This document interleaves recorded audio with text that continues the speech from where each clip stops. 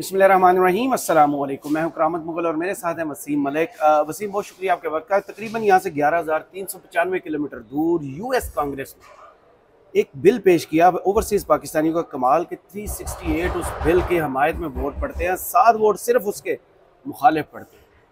बात ये नहीं है कि हमारा तमाशा पूरी दुनिया में हो रहा है, काजी साहब ख़त लिख के तो जिहाद पेश करते हैं, ये बात भी नहीं। बात यह है कि पाकिस्तानियों का मैंडेट चोरी कैसे हुआ, उसकी बुनियाद कहाँ से डाली गई। क्या काजी साहब कल जो समाअत फरमा रहे थे उसमें बार बार उनके साथी जजेस भी उस मामले की तरफ बात लेके आ रहे थे कि ये जो 13 जनवरी को आपने बीज बोया था, ये वो दरख्त उग रहा है, उसके तने पूरी दुनिया में फैल रहे हैं और पूरी दुनिया हम पर लान तान कर रही है, हमारे मैंडेट शुदा हुकूमत को तस्लीम करने से इनकारी है। आज जो अमरीकी कांग्रेस में हुआ, क्या काजी साहब के लिए होश में लाने के लिए वो इंजेक्शन काफ़ी है, या काजी साहब उनको भी ख़त लिखने के बजाय जाएंगे, उनकी आंखें और ज़ुबानें नोचेंगे? अच्छा, सबसे पहले तो कराम साहब आपका बेहद शुक्रिया। मैं एक चीज़ बड़ी वाज़ेह करना चाहता हूँ। देखिए, हम चीफ जस्टिस काजी फ़ाइज़ ईसा के 13 जनवरी बल्ले के इंतखाबी निशान सैम्बल से मुतल्लिक़ निशान के हवाले से तो बड़े पिटते हैं, लेकिन मेरे नज़दीक वो उन इक़दामात में से एक इक़दाम तो ऐसा हो सकता है जिसमें इंतखाबात पर सवालात उठ सकते हैं जी, और जिसमें पाकिस्तान की सबसे बड़ी पॉलिटिकल पार्टी या आप और मैं किसी मफरूज़े की बुनियाद पर नहीं बल्कि तमाम तर हालात के बावजूद भी 8 फरवरी के जो नताइज आए उसके बिहाफ पर कह रहे हैं, पाकिस्तान तहरीक इंसाफ को कॉर्नर करने के लिए जो हमारी उस वक्त की और मौजूदा भी फौजी इस्टेब्लिशमेंट हो, हमारी उस वक्त की केयरटेकर सेटअप हो या फिर इमरान खान के मुखालिफ सियासी जमातें हों, उनके साथ मिलकर यहाँ सुप्रीम कोर्ट ऑफ पाकिस्तान से जो सहूलतकारी हुई बड़ी माजत के साथ, उसमें बल्ले के इंतखाबी निशान नहीं है सिर्फ। अब अगर शुरू करते हैं तो आप फिर शुरू करें 15 दिसंबर से। बिल्कुल ऐसे ही है। जब 15 दिसंबर को पाकिस्तान तहरीक इंसाफ की उस दरख्वास्त पर कि ये जो ब्यूरोक्रेसी है इसके मातहत इलेक्शन नहीं करवाने चाहिए क्योंकि यही हमारे खिलाफ इंतकामी कार्रवाइयाँ कर रहे हैं, चीफ जस्टिस काजी फ़ाइज़ ईसा ने नहीं माना। इलेक्शन कमीशन ऑफ पाकिस्तान का फैसला अप होल्ड किया कि पूरे मुल्क में जो रिटर्निंग अफसरान होंगे, ROs DROs होंगे, प्रिजाइडिंग अफसरान होंगे, वो कहाँ से होंगे? वो ब्यूरोक्रेसी से होंगे, जुडिशरी से नहीं होंगे। सही। फिर आप मजीद आगे बढ़िए, उसी टाइम स्पैन में एक लेवल प्लेइंग फील्ड का केस भी आया, जी बिल्कुल, जिसे नहीं सुना गया, जिसमें भी इलेक्शन कमीशन ऑफ पाकिस्तान को दुरुस्त और पाकिस्तान तहरीक इंसाफ को गलत ठहराया गया। ये दूसरा इकदाम था। तीसरा इकदाम फिर ऑब्वियसली बल्ले के इंतखाबी निशान से मुताल्लिक था। फिर चौथा इकदाम, ये सारे मामलात हो गए और उसके बावजूद भी आपको याद है कि जब 14 मई को चीफ जस्टिस बंदयाल की अदालत से पंजाब में इंतखाबात की तारीख दी गई थी, तो उस वक्त हमारे जो PDM हुकूमत थी, ये अटॉर्नी जनरल थे गालिबन, हमारी जो पूरी रियासत का नैरेटिव था, हमारे चंद साफी दोस्तों को भी नैरेटिव था कि जी आप आइन के आर्टिकल 224(2) को अकेले क्यों पढ़ते हैं, साथ मिला के आप साथ मिला के पढ़े। आइन के दिन में पढ़ेंगे तो ये होगा, रात में पढ़ेंगे तो ये होगा। जी, वो अगर इस वक्त इंतखाबात हो गई तो वो लेवल प्लेइंग फील्ड नहीं रहेगी जी। ये जो दोनों आर्टिकल हैं ये एक दूसरे के साथ मिला के पढ़े जाएंगे, इन्फ्लुएंस करेंगी वफाकी। और इलेक्शन कमीशन का भी यही नैरेटिव था। हमारे कुछ दोस्त जो है वो अपने फेफड़ों का जोर लगा लगा कर चीख कर बताते थे कि इसी वजह से इंतखाबात नहीं हुए।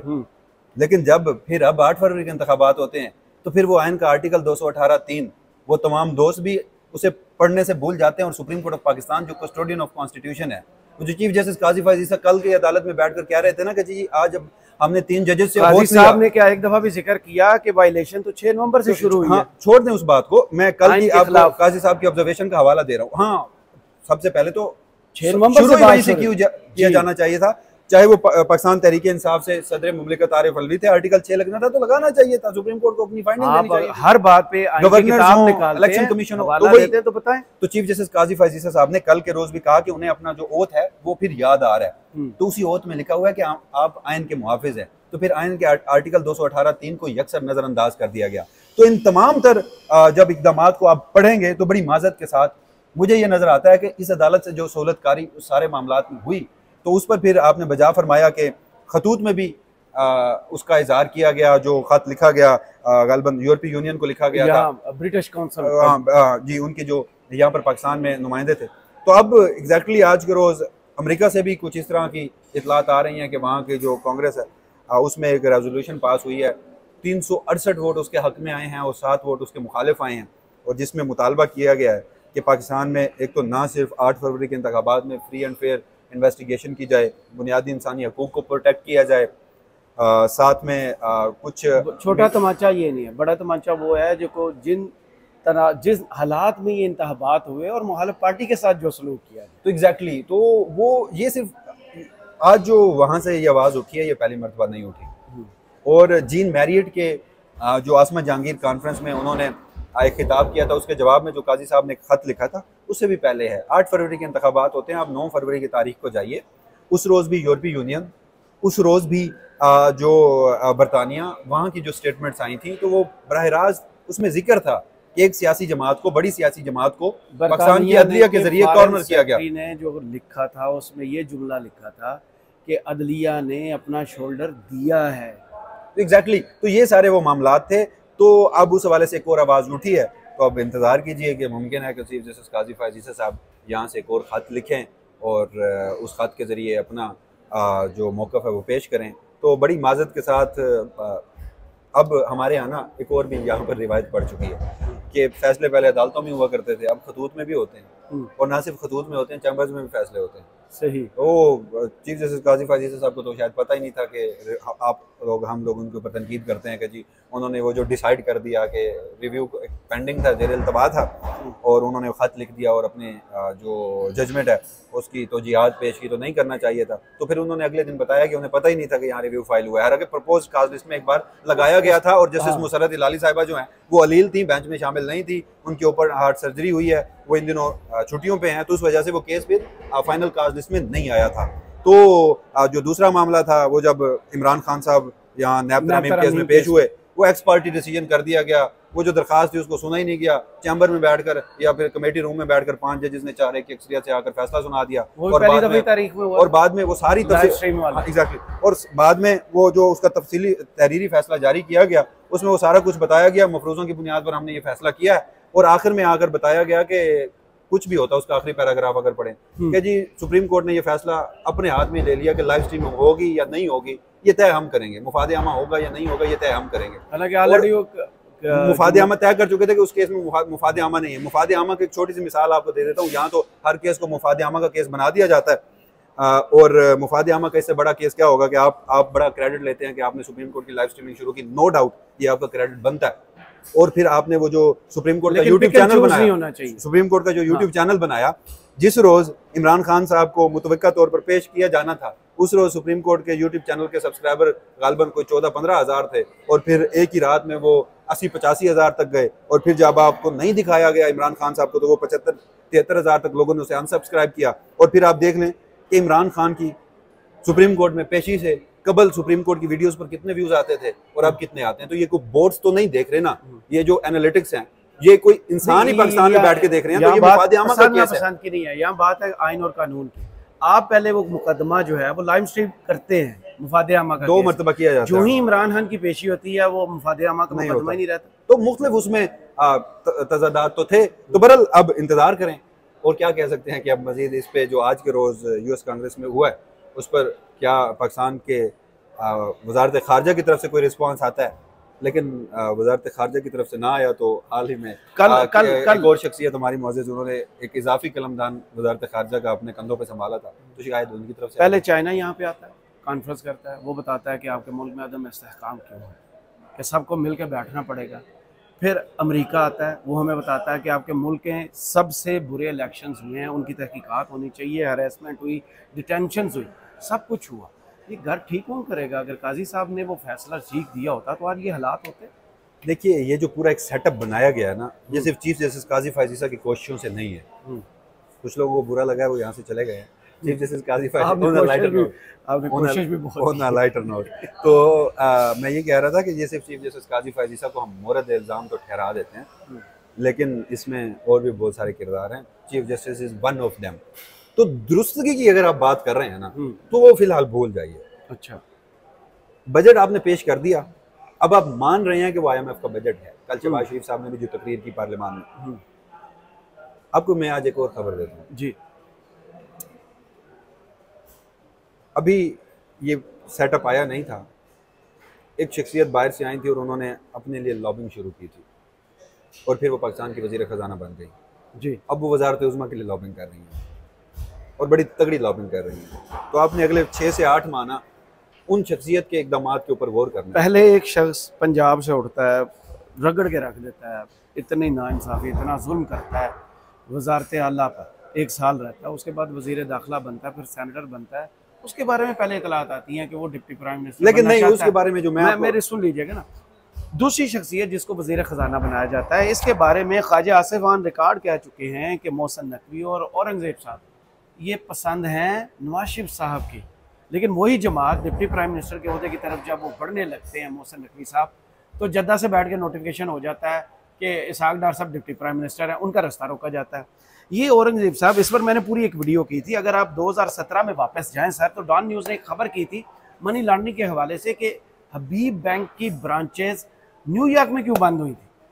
उस मनी लॉन्ड्रिंग के केस को पढ़ें, ये साहब वहाँ इन्वॉल्व थे और पीछे 7 दूसरे दोस्त कौन थे, नवाज शरीफ साहब। तो ये बड़ा पुराना पैचअप चल रहा है।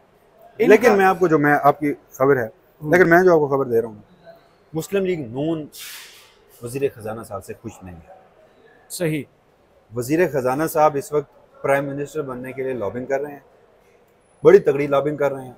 जिन शख्सियात के जरिए उन्होंने वजारत खजाना की लॉबिंग करवाई, यहाँ पे F9 पार्क के सामने एक बड़ा ज़बरदस्त सा एक डिपार्टमेंट है, आप हाँ। एक यूनिवर्सिटी कह लें या एक आप इंस्टीट्यूट बोल रहे हैं। हाँ। वहाँ पे कुछ सेमिनार्स रखे गए, कुछ वर्कशॉप्स करवाई गई बाकायदा, उसी शख्स के नाम की, उसी शख्स के विजन की, वो एक पूरा माहौल सेट किया गया, बेस बना दी गई। और जो लॉबिंग 6-7 महीने का जो उसका नतीजा था, फिर वो वजारत खजाना की सूरत में हासिल हुआ। अब इस्लामाबाद के सबसे पोश तरीन सेक्टर में E7 2 घर लिए गए हैं। अच्छा, वहाँ पे रोज़ाना की बुनियाद पर मुलाकातें जारी हैं। वहाँ पे IMF के जो कंट्री हेड होते हैं वो भी 2 मरतबा जाके मुलाकात कर आए हैं। मुख्तलिफ ममालिक के सुफरा भी जा रहे हैं। तो अब जो उनका अगला हदफ है वो वजारत उज़्मा है, और हालात जिस तरफ जा रहे हैं, तो मुमकिन है कि मुस्लिम लीग नून कोई एक सीट हाली हो, वहाँ से बाई इलेक्शन लड़े और मुस्लिम लीग नून के हाथ में भी कुछ ना रहे। और उन्होंने बजट में हत्तुल इम्कान कोशिश की है कि मुस्लिम लीग नून का भी कख ना रहे, वो नहीं रहा, हुक्मरान जमात नहीं रहा। लेकिन सवाए सोलर पैनल्स के कुछ एग्जैक्टली। तो जो दूसरी शख्सियत जिनका आपने नाम लिया, तो उनके सितारे सुना है कि आजकल गर्दिश में है, शायद वो उनसे चेयरमैन PCB भी ले लिया जाए। खुर्रम दस्तगीर की एक स्टेटमेंट मेरे जहन में आ रही है, उन्होंने कहा था कि बहुत मुश्किल है मुस्लिम लीग नून की हुकूमत मुद्दत पूरी करे, इन हाउस चेंज आएगा, हुकूमत चलती रहेगी लेकिन इन हाउस चेंज आएगा। ये उसी तरफ यानी कि रियलिटी बनने जा रही है। इस वक्त जो हालात है वो मैंने आपके सामने रखे हैं। तो अब जैसे मैं आपको बता रहा था कि इस सारे इधर आ जाए ना, मैं उस कमरे की जानिब जाना चाहता था। देखिए उस कमरे को कोशिश तो कल जो कुछ हुआ, जो हमारी पहले वीडियो से बात हो रही थी, तकरीबन 24 घंटे हो गए, जो कुछ कल हिजाब ने कल किया, बड़ी हसल बसल उनने बसाई, बहुत मुंह बसोरा, बहुत कुछ करने की कोशिश की, चुप कर जो मैं फैसला करता हूँ, हर जज वो नहीं करे, मैं मॉनिटर बन के बैठे हुए थे। जस्टिस अतर मिर्ज़ा के साथ पर्सनल हुए, जस्टिस आयशा के साथ जो बदतमीज़ी इलेक्शन कमीशन के वकील ने की, उसमें इंटरवीन नहीं किया, जस्टिस मुनीब को बोलने से रोका, जस्टिस मंसूर को रोका। काजी साहब क्यों चाहते हैं कि ये मखसूस नशिस्तें जो हैं PTA को ना मिलें, ये जाके फिर जोली में उन्हीं की डरें, फिर जाके फिर वो जो बातें हो रही हैं वो जुडिशल पैकेज वाली को रियलिटी है।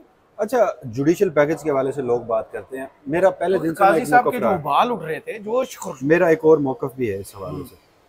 जुडिशल पैकेज हो या ना हो, ये मखसूस नशिस्तें वापस उन्हीं सियासी जमातों को मिलना, ये जो पूरा एक सेटअप बनाकर, जो जैसे अर्शद शरीफ शहीद कहा करते थे कि बादशाह नंगा हो गया है, बादशाह नंगा है, तो बादशाह ना सिर्फ नंगा हुआ बल्कि नंगा होकर चौक में आके खड़ा हुआ, और उसके नतीजे में ये सेटअप बना है। तो इसकी जो प्रायोरिटीज हैं वो बेशुमार हैं। उन्होंने ना सिर्फ ये जुडिशल पैकेज के हवाले से आईनी तरमीम करनी है, 18वीं आईनी तरमीम को छेड़ना है, ना तो पाकिस्तान पीपल्स पार्टी की कोई जुर्रत है इस वक्त, ना मुस्लिम लीग नून की जुर्रत है कि कोई सर उठा के देखे। तो इस मुल्क में आइन के साथ वो खौफनाक काम और वो खौफनाक ढांचा बनना है कि जो इस वक्त तक शायद किसी के तसव्वुर में नहीं है, शायद इस वक्त मौजूदा हुक्मरान जमातों के भी तसव्वुर में नहीं है। तो ना सिर्फ चीफ जस्टिस काजी फैज़ ईसा साहब, बल्कि जो बादशाह गर हैं वो भी पूरी कोशिश में, किंग मेकर्स हैं, वो भी पूरी कोशिश में है कि जजेस को मैनेज किया जाए और मखसूस नशिस्तें वापस उन्हीं सियासी जमातों को मिलें। लेकिन मेरी अब तक की अंडरस्टैंडिंग जी, जो मैं समझाऊं, मुमकिन है गलत हो, कल को सूरत हाल कुछ और भी हो सकती है, 100% मैं कंफर्म हूं कि ये मखसूस नशिस्तें वापस उन्हीं सियासी जमातों को नहीं मिलेंगी जो माले गनीमत के तौर पर इलेक्शन कमीशन ने दी थी। माले गनीमत नहीं, जो लूट मारेंगे, लूट मार के तौर पर, जो अवामी मैंडेट की तौहीन करके, जी, जो अवामी मैंडेट पर डाका डालकर ये सारे इकदाम किए गए थे। उसमें भी चीफ जस्टिस काजी फायज ईसा की मुकम्मल सहूलतकारी थी। अब वो अपने इकदाम को प्रोटेक्ट करना चाह रहे हैं। मेरी अब तक की अंडरस्टैंडिंग ये है जी कि अब जजेस के पास दो रास्ते हैं जिसके ऊपर कोशिश की जा रही है।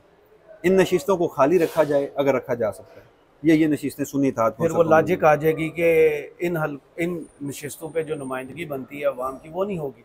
हालांकि ये तो है ही रिजर्व सीट्स, ये तो वोट के सेनेट भी इस वक्त जी तकरीबन एक सूबे से उसकी नुमाइंदगी नहीं है, किसी को कोई तकलीफ नहीं है। बिल्कुल, अगर उसमें भी मैंडेट छीन कर दीगर सियासी जमातों को दिया जा सकता तो चीफ जस्टिस काजी फायज ईसा की जो अजियत है वो उनकी रूह तक पहुंच चुकी होती है। वो तड़प रहे होते, फड़फड़ा रहे होते कि आइन की खिलाफ वर्जी, कानून की खिलाफ वर्जी, फेडरेशन की अलामत, सेनेट वो खाली पड़ा है। तो मामला अगेन वही है, जजेस अब इस तरफ देख रहे हैं कि खाली रखा जा सकता है या सुन्नी इत्तेहाद कौंसिल को दिया जा सकता है। क्योंकि मैं पहले दिन से कह रहा हूँ, लोग मखसूस नशिस्तों का केस कह रहे हैं, मैं कह रहा हूँ नहीं, इस केस से बहुत कुछ तय होना है। ये बल्ले के इंतखाबी निशान से मुतल्लिक केस से भी अहम तरीन, हाँ, लेकिन उसकी अगली किस्त और अहम तरीन, जैसे आजकल आते हैं ना updated version ultra pro max, ये वही सूरत हाल है। एग्जैक्टली, देखिए इससे आपके जुडिशल पैकेज का तय होना है जो कि बराह रास्त अदलिया की आज़ादी पे हमला है। जो अब तक की सूरत हाल है कि जुडिशल पैकेज का स्ट्रक्चर क्या होगा, जो इतलात आ रही है, इससे आपके इंतखाबी किरदार पर जो अदलिया ने किरदार अदा किया मामलात पर, उसको प्रोटेक्ट करना है या उसका साथ नहीं देना, ये भी जजेस ने तय करना है। 13 जनवरी के फैसले को तय करना है।